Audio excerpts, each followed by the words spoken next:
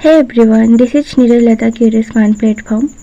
Welcome back learners. जैसा कि आप सभी जानते हैं कि मैं यहाँ पे आप सभी को एनआईएस डिलीट बुक को समराइज वे में नोट्स प्रोवाइड कराती हूँ। सो कमरेस अभी हमने यूनिट 1 को कंप्लीट कर लिया है। आज हमारा यूनिट 2 है जो कि इंडियन एजुकेशन सिस्टम सेकेंड के बारे में बात करेगी। ये जो इंडियन एजुकेशन सिस्टम सेकेंड आज से स्टार्ट हो रहा है, यह हमारा DSSB, KVS, RRB और NBS टीचर के लिए काफ़ी इम्पोर्टेंट है। और यहीं से जो हमारी आज़ादी के बाद के जो जितने सारे कमीशन है यहीं से स्टार्ट होते हैं। ठीक है, तो बिना देरी किए स्टार्ट करेंगे। देखेंगे हमारा आज़ादी के बाद का फर्स्ट कमीशन, जिसे हम जानते हैं राधा कृष्णन मिशन के तहत। ये कब आया था? 1948 और 49 में। तो 1947 में हमारा देश आज़ाद हुआ था और ये राधा कृष्णन कमीशन 1948 में बनाया गया और 49 तक सब जगह लागू किया गया था।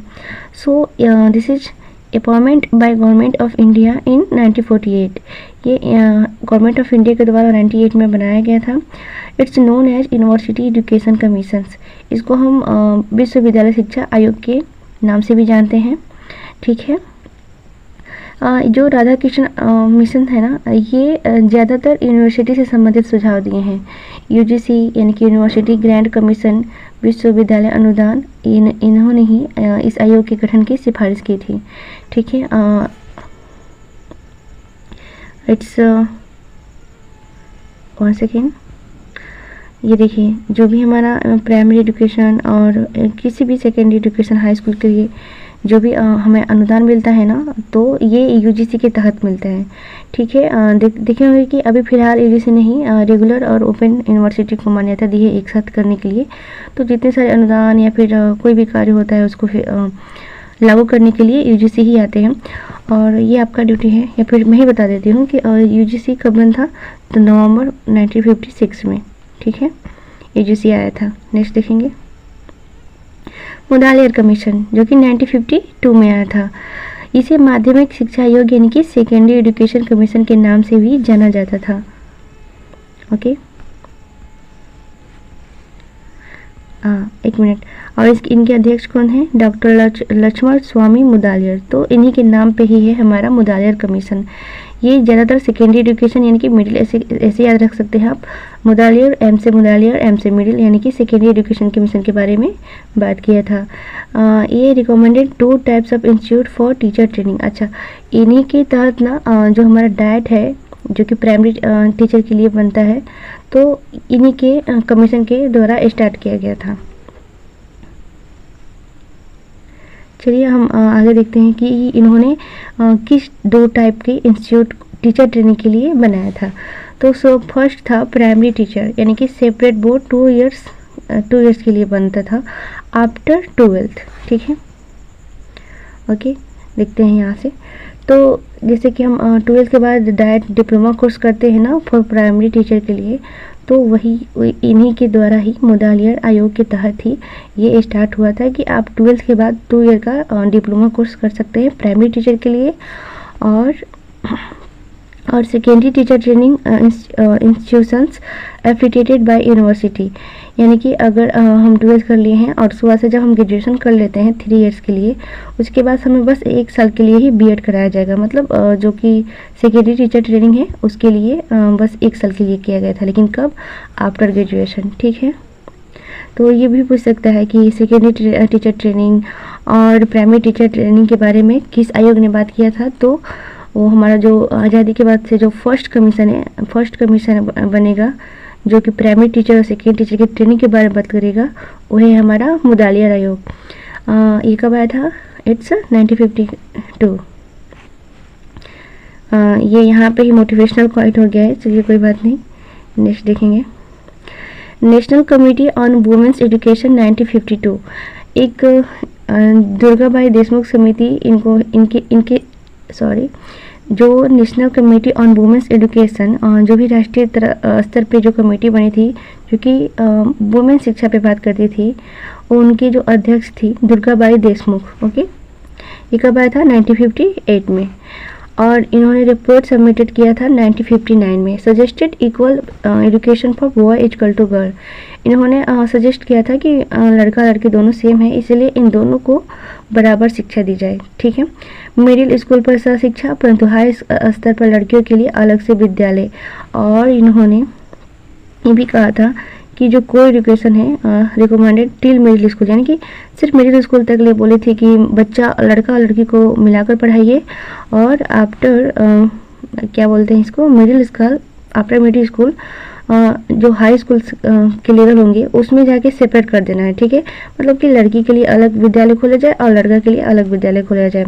इसीलिए आप देखेंगे कि हर जगह अलग अलग कन्या विद्यालय या फिर मतलब जो भी है अलग अलग विद्यालय खोले गए हैं, लड़कियों के लिए भी और लड़कों के लिए भी, क्योंकि इनका मानना था कि लड़कियों की जो भी फैसिलिटी होती है हाई स्कूल से बढ़ जाती है। इनका मतलब जैसे कि फिजिकल मेडिकल एवरीथिंग देखने के लिए इनको अलग बनाया गया था।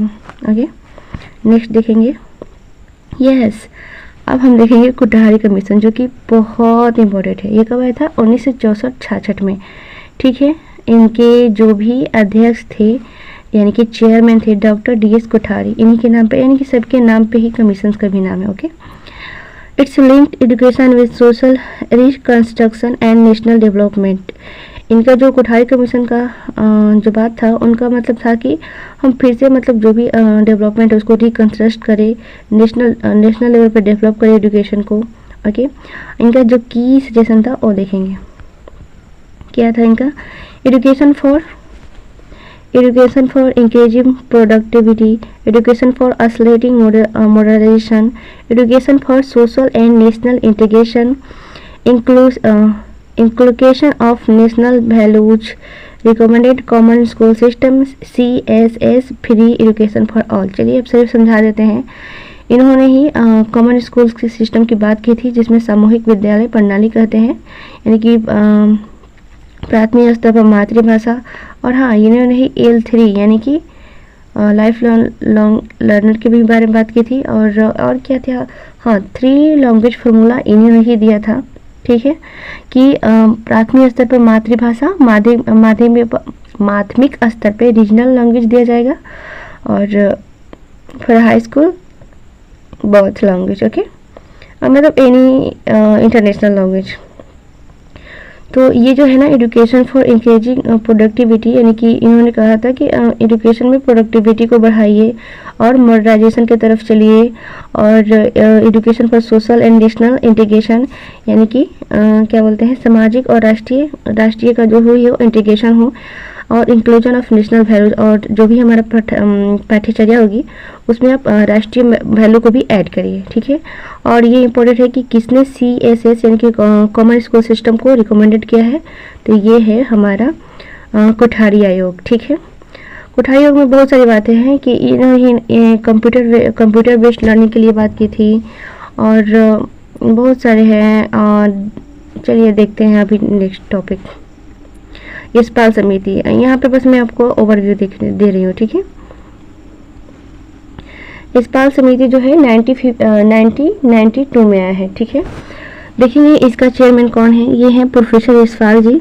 इनका ऑब्जेक्टिव था कि to make education burden free की सजेशन। ये हम देखेंगे ना NCEP 2005 में कि जो भी हमारा एजुकेशन हो क्या हो, फ्री हो, बर्डन से यानी कि बोझ से, शिक्षा बिना बोझ से संबंधित हो। तो यही यशपाल समिति के तहत ही हमारा NCEP 2005 कमिटी NCEP 2005 बना है। ठीक है। किस कमेटी पे बेस्ड है? यशपाल कमेटी पे। ठीक है। इस देखिए नेक्स्ट इनका की सजेशन क्या था। No test interview for primary admission, जो भी है प्राइमरी स्कूल के बच्चों को कोई टेस्ट नहीं लेना है, इनसे कोई इंटरव्यू नहीं लेना है एडमिशन के लिए। Text book are schools property, यानी कि रोटेशन बेसिस। ये मतलब बताया गया था कि जो भी टेक्स्ट बुक है यानी कि पाठ्य पुस्तक है वो स्कूल की प्रॉपर्टी है। डेट मीन्स कि बच्चों को आप बुक्स लेकर घर पर नहीं जाने दीजिए, बच्चा आएगा यहीं पे बुक पढ़ेगा। और चूंकि हमें एक्टिविटी बेस्ड लर्निंग करानी है प्राइमरी एजुकेशन के लिए, तो बच्चा का जो भी बुक्स है बस इसको सिर्फ स्कूल में पढ़ाइए, घर पे कोई होमवर्क नहीं देना है। इसीलिए आप सभी को बुक भी यहीं पढ़ा देना है। ठीक है। मतलब ऐसा कभी लगता है कि बुक स्कूल में रहेगा तो बच्चा घर पे क्या जगह पढ़ेगा, तो चूंकि बच्चा को घर पे कोई होमवर्क नहीं मिल रहा है, इसीलिए ये जो बुक्स है इन्होंने कहा कि बुक्स क्या है, क्या है ये स्कूल प्रॉपर्टी है, ठीक है। इसी को क्या बोलते हैं, रोटेशन बेसिस। समझ में आ गया। देखिए ये no homework in primary classes, बोले थे ना कि कोई होमवर्क नहीं मिलता था प्राइमरी स्कूल में, इसीलिए बुक्स को बोला गया कि स्कूल में ही रहने दीजिए। Curriculum to be concept based and experiential, ये भी जो भी हमारा पाठ्यचर्या होगा वो कंसेप्ट बेस्ड होगा, एक्सपीरियंसल होगा। ओके, रिकंस्ट्रक्ट की भी यही बात कर सकते हैं। Curriculum to be concept based and experience पढ़ रहे हैं। Education committee at village, block and district level, इन्होंने ही कहा था कि जो भी हमारी एजुकेशन कमेटी हो आप प्लीज़ उसे विलेज लेवल पे बनाइए और ब्लॉक लेवल पे बनाइए और डिस्ट्रिक्ट लेवल पे बनाइए, ताकि